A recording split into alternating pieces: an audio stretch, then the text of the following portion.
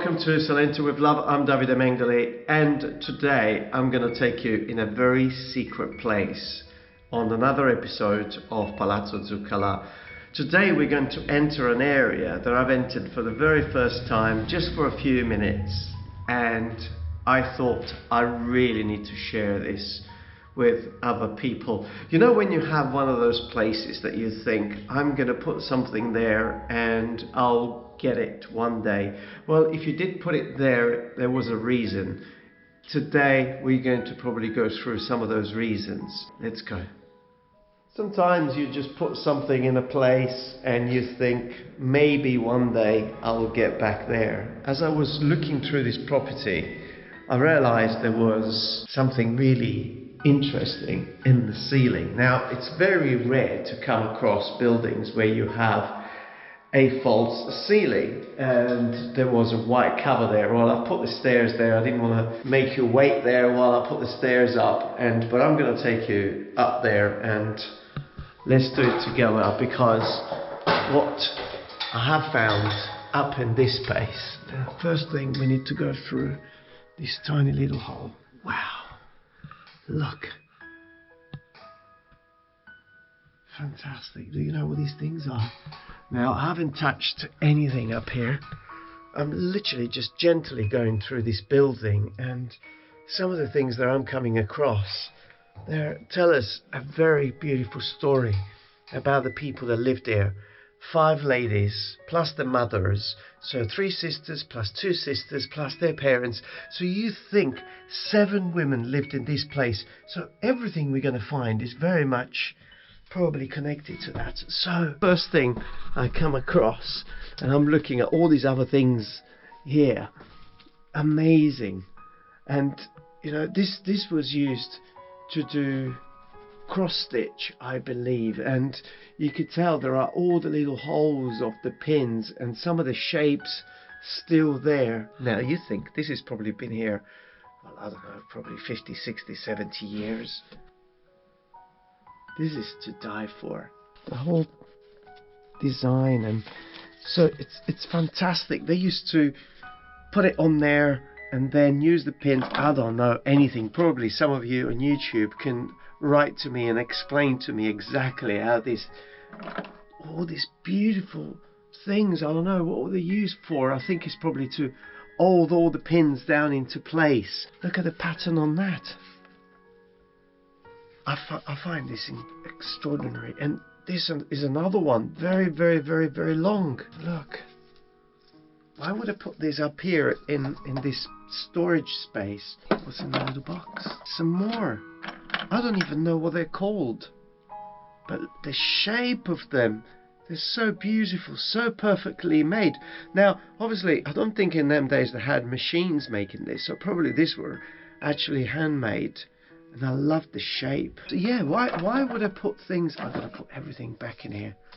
Now, can you imagine when this palazzo gets fully restored and refurbished? Some of these elements going back and sort of becoming part of the furniture or part of the connection and the legacy. That's exactly what I'm thinking. But why would I put something up here? Was it maybe that one of the sisters that was very good at cross-stitching or whatever this was called probably died, and they thought, well, no one is going to use it anymore. Let's put it up there in the loft. But I love even the piece of cabinet which is just gently falling to pieces. We need to be careful up here because I can see that it's been totally tuned away. Well, this is obviously the old floor that they must have replaced back in the 50s and 60s, taking the cementina off in that big room downstairs, replacing already with these terrazzo tiles, which they became very common in the 1950s. And I can see the name of the company. We've got a full one under here. It'd be really interesting to see who was actually making them back in the days. There we are. Well, we got an interesting thing because I can read there Galatina. Again, this Galatina keeps coming back in my life, and something else that is got written there. Napoletano. So maybe the company was making them was called Napoletano in Galatina. And I know what you're looking at there. Look at this. With the lion's head. Was this probably the front door knock? So this was probably the original door knock. It's so heavy, made in cast iron or probably bronze of the front door before it got changed. I love this. This is, it's going to go back on the door, you know that. So maybe in a few years, if you come and stay at Palazzo Zuccalà, you may actually touch this to knock the door to get in. What else we have here? Well, this, look at that. Do you know what this is? Look how long this is. This is what they call scaldaletto. They used to put charcoal in it, and then you see with a very, very long arm here. The first part was made in metal. This first part here was made in metal, and this other part here is made in wood, all hand carved as well. And then look at this. I mean, it's beautiful. Look at the detail of the wood going right into the metal, all hand beaten. And then this is made of copper, and they used to put the charcoal and then slide it under the bed to warm up the area. So yeah, it was quite cold without central heating, without radiators in them days, and this was doing the job. But this is a beautiful piece of antique. Now these pots are very rare, and they're actually all handmade, and those are the beaten nails that they used to use in them days before welding was created. What I have found up here, I'm going to bring it over because I don't trust really this piece of flooring here. But can you see that? That's glass. Unfortunately, it's broken. I'm going to leave it there where it is. Look at that. But next to it, I'm going to pick that one up in a second. But this, they used to use it to put a saint or a statue in it, normally made in cartapesta or in papier-mâché. And it was in all the houses, and especially the very wealthy families. And sometimes I go into these beautiful palazzes that they've just been left abandoned, and you come across. So the saint is not longer there, but the glass, now that was hand bone. These are really beautiful, and you could tell they've put some tape, they've tried to save it rather than just throwing it away, because obviously this was a very, very important piece. Unfortunately, the painting is gone here. They just left the paper, although maybe I'll be able to tell what was the painting if I bring it into the light. That is left an impression on the paper. The frame, it's totally gone, unfortunately, nothing to be done. But this is special. This will be part. I'm going to step back a little bit from this area, which looks a bit dangerous to me. Look, I love it. This is Pinocchio. Now, when was Pinocchio created? I got to look at that up actually. I don't know. When was Pinocchio created? In the 1930s, 40s?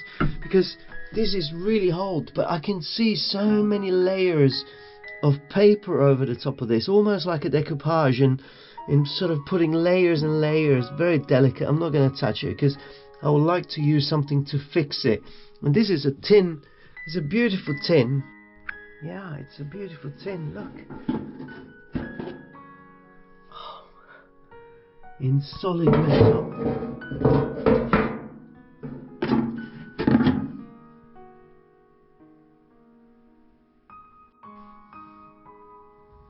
Yeah. There's so many beautiful things up here that I could be here forever actually. Even that. And this is made in brass, and it's got a little piece of ceramic still screwed in there. Something that is broken is probably the top of a lampshade that it's gone. This tin as well that I found, Marga. I'll have to research and find out what this was. This tin called Marga.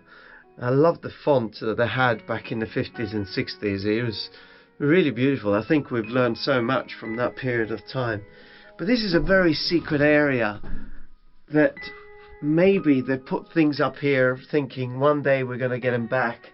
And you see this opening on the wall here Well, this is actually inside the cavity of the walls. The walls are so thick that they have this massive cavity, and they've knocked this all through, and they've created a little area, but that's probably an ancient sewer that has been, they used to come right through here. There's so many changes with these buildings over the 150, 160 years you can imagine they've gone through over that period of time.